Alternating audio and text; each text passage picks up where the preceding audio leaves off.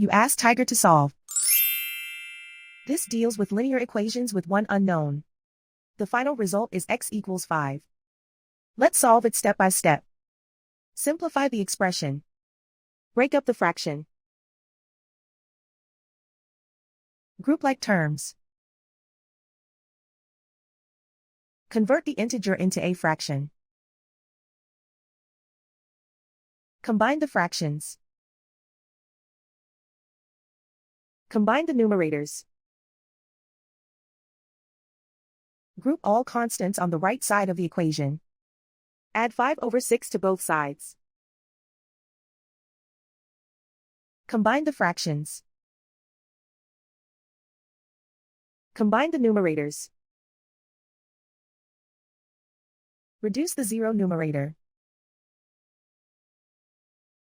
Simplify the arithmetic.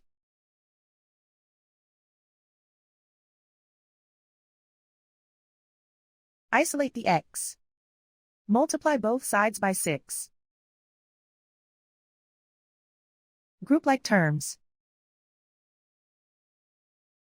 Multiply the coefficients. Simplify the fraction.